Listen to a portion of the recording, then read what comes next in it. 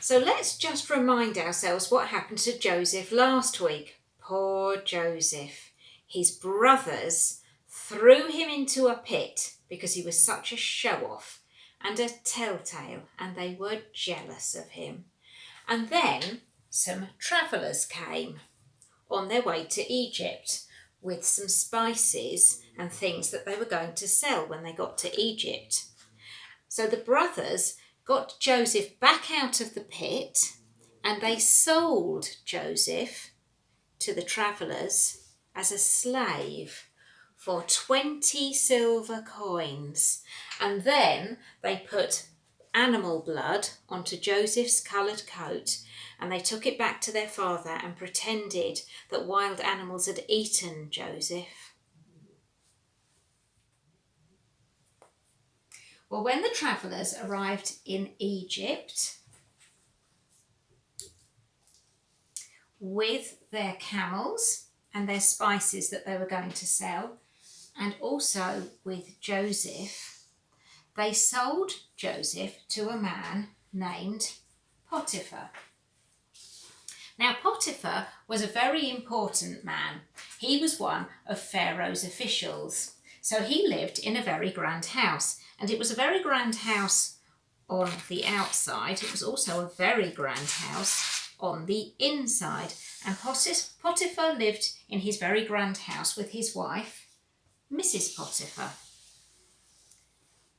So then Joseph went to work for Potiphar and Mrs. Potiphar as a slave. Here's your broom, Joseph. You better get on with some work. Poor Joseph, now in Egypt, working as a slave.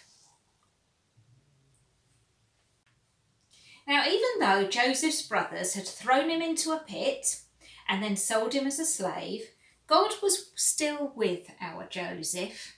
And Joseph did very well working for Mr. and Mrs. Potiphar. He worked very hard and they were so pleased with his work that soon Mr. Potiphar decided to put Joseph in charge of the whole household.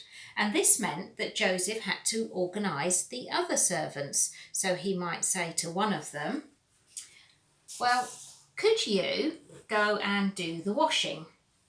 And to another one, could you go and do the shopping? Here's your basket and here's the list that I've prepared for you. And to yet another servant, he might say, well, actually, you take my broom and you can do the sweeping up. Thank you so much, all of you, for all your hard work. You are doing so well. And Joseph was actually very good at organising everybody's work.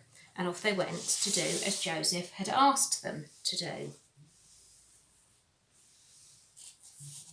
And then Potiphar was so pleased with Joseph that he just said to him, Joseph, you are doing such a marvellous job.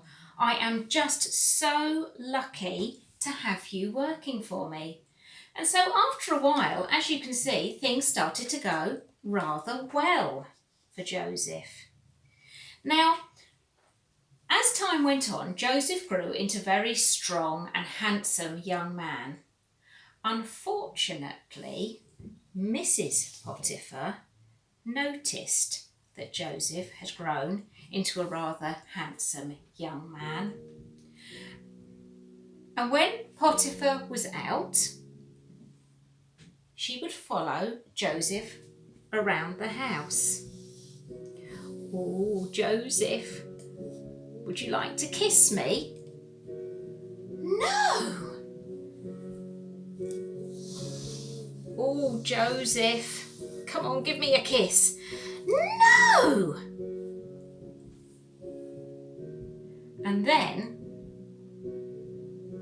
Mrs. Potiphar did a very bad thing.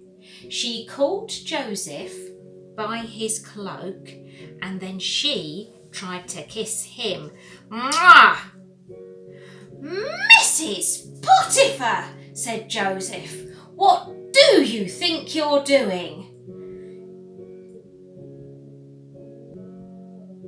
"You are a married woman. You do not kiss another man. That is a sin against your husband, and it is a sin against God."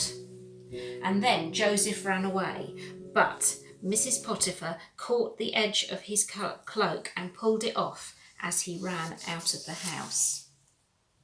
Well, when Potiphar came back, Mrs. Potiphar did another very bad thing. She was so angry that Joseph didn't want to kiss her that she hatched a very cunning plan. She showed him Joseph's cloak. And then she told a very big lie. "Joseph tried to kiss me," she said. "But when I screamed, he ran away. Look, here's the cloak that he left behind when I screamed for help." Well, Potiphar believed Mrs. Potiphar's lies. And poor Joseph was sent to Pharaoh's prison.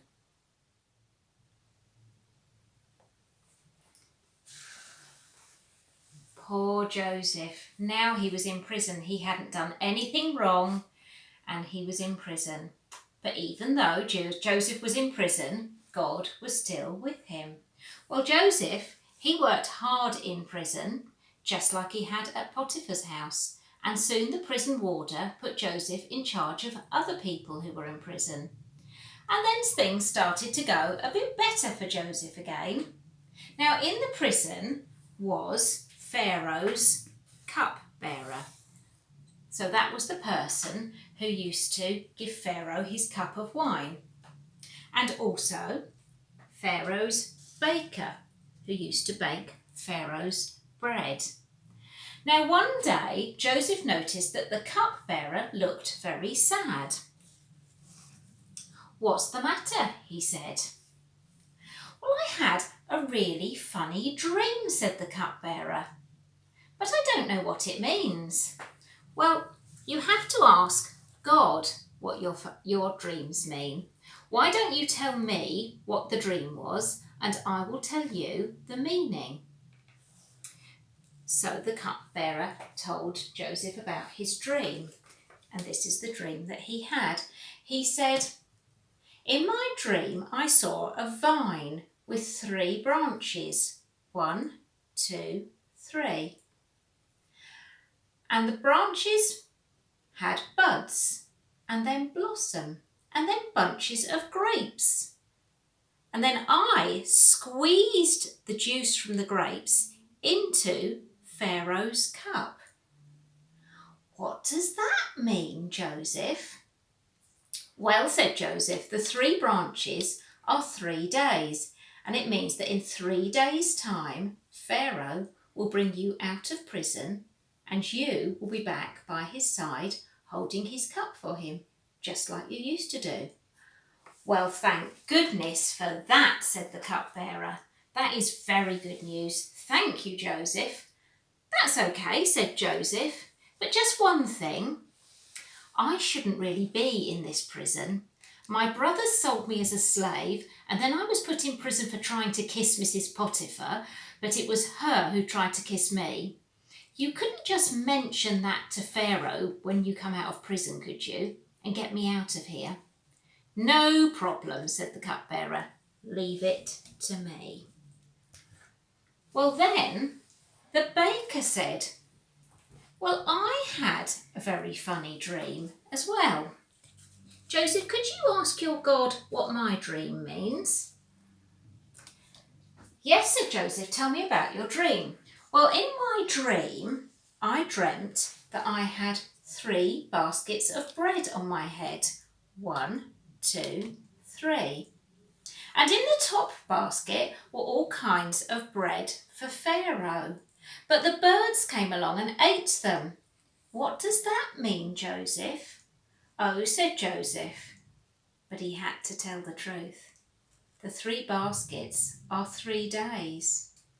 Within 3 days, Pharaoh will cut off your head." Well, 3 days later, it was Pharaoh's birthday. And just as Joseph had predicted, he released the cupbearer, and he was back by Pharaoh's side, holding his cup of wine. But the baker, well, let's just say it didn't go too well for him. Meanwhile, in prison, Joseph remembered that the cupbearer had promised to tell Pharaoh about Joseph so that he might be released. But do you think he did? No, I'm sorry to say that he forgot all about Joseph. Joseph had to stay in prison for another 2 years. But we will find out what happened to him after that next week. And don't worry, God is still in charge and it does all come right in the end. So the important things to remember from this week's Bible story are this.